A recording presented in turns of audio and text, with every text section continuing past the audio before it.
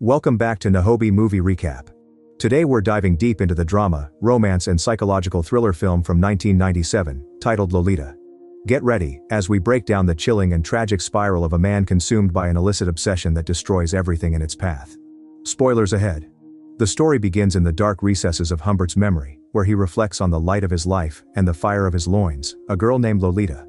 He confesses that she might never have existed for him had he not first loved a girl named Annabelle when they were both 14. Their teenage romance was tragically cut short when Annabelle succumbed to typhus 4 months later, freezing something inside Humbert forever.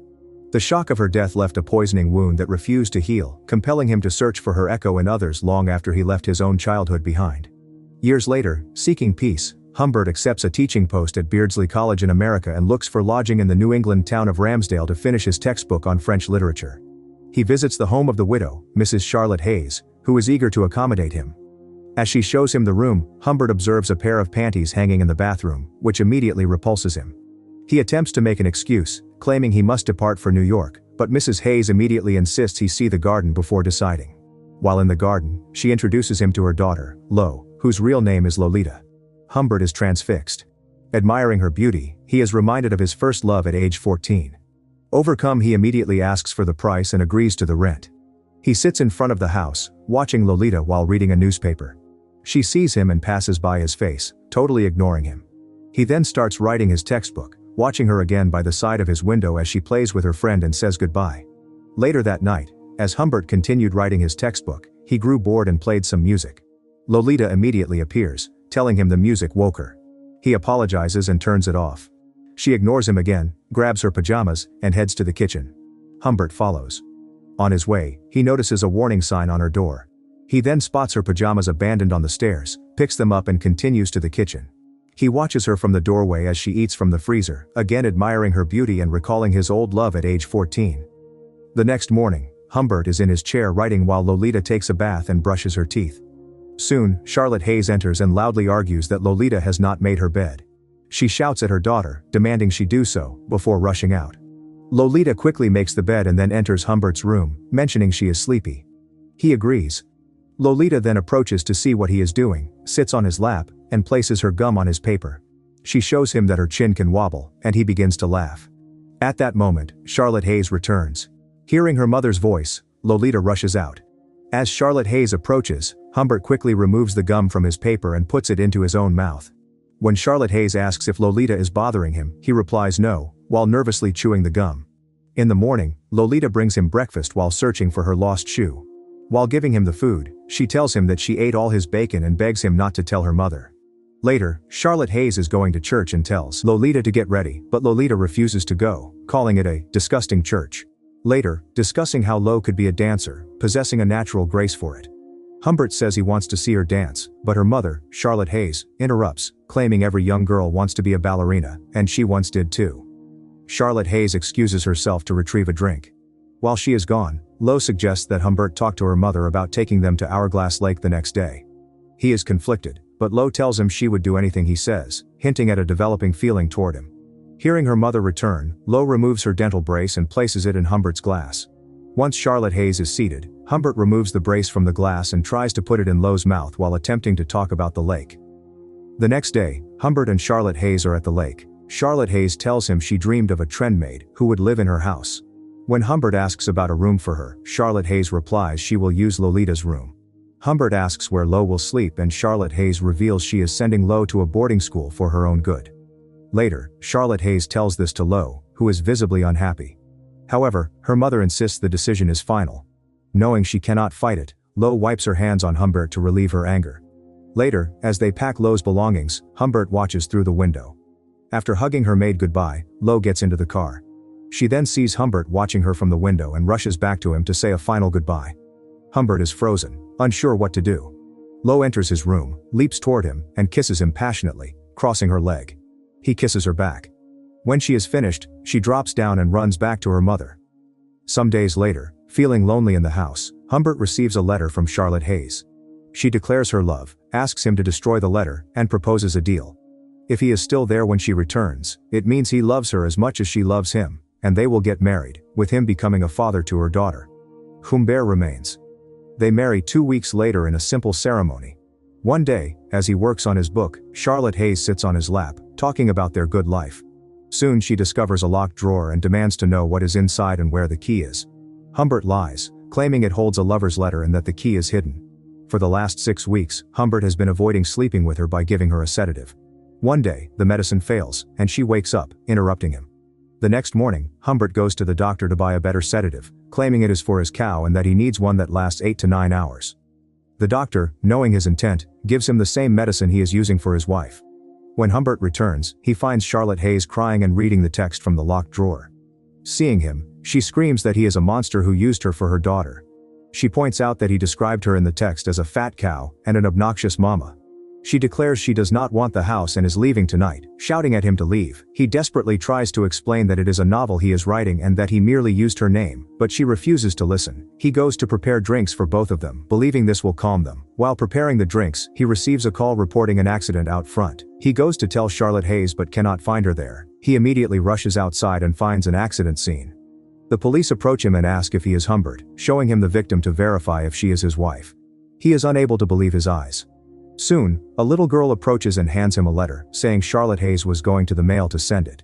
Humbert takes the letter, returns home, and burns the incriminating text. He then gathers all his belongings from the house and departs to meet Lolita. Humbert books a hotel room for them both and goes to meet Lo. He finds her and takes her to the hotel. She asks about her mother, but Humbert lies, claiming Charlotte Haze has a stomach problem and is in the hospital. Lo says nothing and climbs into the back of the car to change her clothes. Humbert then goes to the hotel to check on the room but finds that his name has been switched on the register and they only have one bed. As he talks to the man at the desk, Lo is distracted by a dog and meets a mysterious man lurking in the shadows. Later that night, during dinner, she spots the man from the lobby smoking in the corner and points out that he looks exactly like Quality. She also reveals that she met him in the lobby with his dog. Later, they go up to the room. As Humbert removes her socks, Lo begins to tell him a story about how naughty she was in the past, but he refuses to listen. Humbert goes to the lobby, where he encounters the man again. The man asks who Lo is, and Humbert lies, saying she is his daughter and that her mother is dead. The man offers to take them both to dinner the next day, but Humbert refuses and returns to his room. That night, Humbert struggles to sleep beside the sleeping Lo. The next morning, he wakes up and pretends to be asleep as she wakes up. He soon truly wakes, and she starts to kiss him, moving on top of him. Later that day, he admits he was not her first lover, a revelation that makes him extremely uncomfortable. As they drive to another hotel, Lo jokes about being hurt inside, and asks to stop at a gas station. At the gas station, she buys chips and asks Humbert for money to call her mother. Humbert refuses and orders her to get back inside the car. Once she is seated, he confesses that her mother is dead. Lo is devastated and cries all night. The next morning, they begin their travels across the United States. At their first stop, Lo finds a novelty machine, a magic finger, that plays music for coins and asks Humbert for a coin. He jokes that if his magic finger is not enough. But she ignores him, so he gives her the coin and goes to take a shower. They continue to have happy days together across the country until they arrive at Beardsley Prep School, where Humbert intended to teach. He is welcomed by the directors, who inform him they only have 3 available teaching spots, which he can start immediately. Some days later, Lo, now a student at the school, asks Humbert if she can be in the school play. Fearing she will have contact with the other boys, Humbert refuses. She insists she is intelligent, getting close to him to force the deal. She sits beneath him and starts to negotiate, demanding to be in the play and that her allowance be upgraded from $1 to $2 a week. Humbert struggles but finally agrees with her. The next day, Lo begins rehearsing for the play.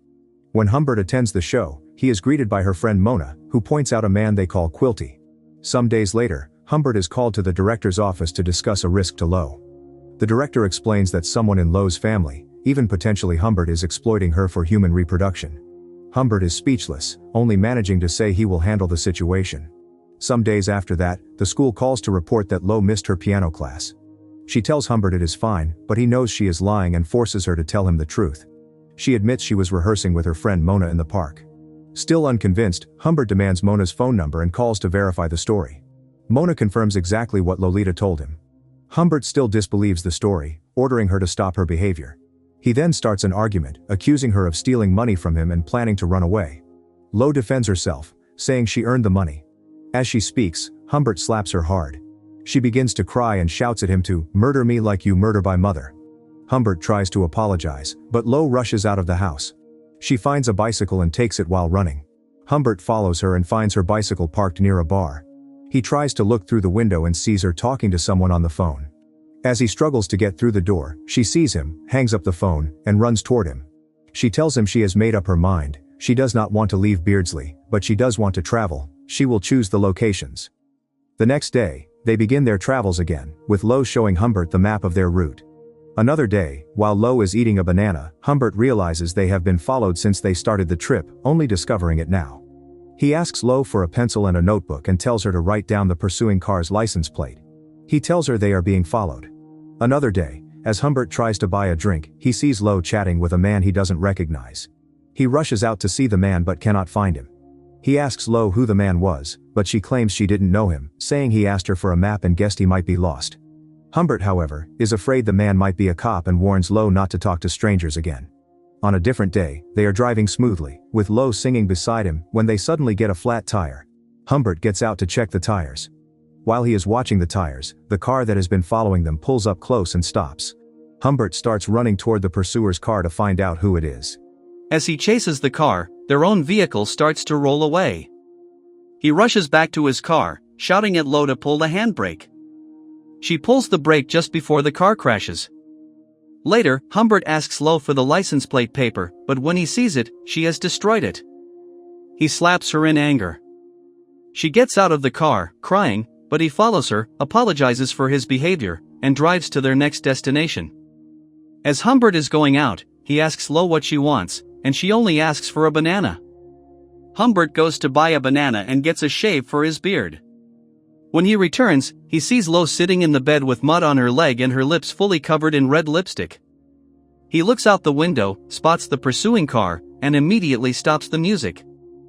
As he tries to find out the man's identity, Humbert slips on the banana peel and violently shoves Lo onto the bed. She simply lies there.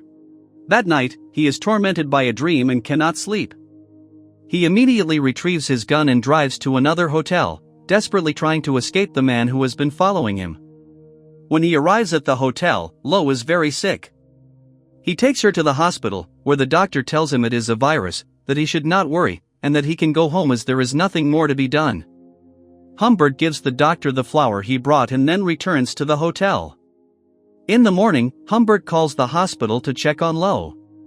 The nurse informs him that her uncle, smiling broadly and accompanied by a dog, came and took her away. Enraged, Humbert rushes to the hospital and starts a fight with the doctor. Mid-fight, he spots the police, stops the altercation, and flees, fearing arrest. From that day, Lo disappears. Humbert desperately searches for her, tracking every hotel booking and trying to remember the kidnapper's handwriting, but he cannot find her anywhere. 3 years pass. He receives a letter from her stating she is married, pregnant, and having a hard time, asking him to visit and give her some money, around $300 or $400. Humbert spends time practicing with a gun, then drives to her address. He knocks on the door, and Lo opens it, visibly pregnant. She welcomes him inside. He sees her husband in the distance and immediately asks Lo who kidnapped her. When she refuses to tell him, he stands up, announcing he will find out for himself. On his way out, she stops him, revealing that it was Quilty. She adds that Quilty was the only man she was truly crazy about. When Humbert asks about his place in her life, she stands up. Humbert asks where Quilty took her. She tells him that Quilty liked little girls and wanted her to film with the boys, but she refused, choosing Humbert instead. Quilty then threw her out. As Humbert stands there, he tells himself that he loves her so much, that she is so grown up, and that he cannot live without her. Humbert then tells Lo he can give her the money and that she can even keep it if she refuses him. She tearfully refuses his offer, telling him she would rather go with Claire. She then says a tearful goodbye to him. Humbert leaves and drives straight to Quilty's home, where he finds the man smoking a cigar. Humbert confronts him, claiming to be Lo's father.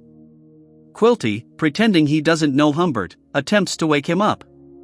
Humbert shouts, firing his gun at the floor. Quilty apologizes for what happened and begins to fight, kicking the gun away. Humbert reaches for the weapon, grabs it, and orders Quilty not to move. Quilty immediately starts talking to distract him and runs off. Humbert follows. Quilty runs into a room, but Humbert reaches the door just as Quilty tries to close it. Humbert opens fire, and Quilty runs to his piano, beginning to play. While Quilty plays, Humbert shoots him from behind. He reloads for a second round. As Quilty starts to walk, Humbert shoots him multiple times before Quilty collapses to the ground and crawls toward his bed. Humbert finishes him for the last time. In the final scene, Humbert is chased by the police and is subsequently imprisoned. He dies that same year. Tragically, Lo also dies that year while giving birth to her son. Thanks for watching. Subscribe to the channel to get more videos like this, and leave a comment on your favorite part. See you at the next one.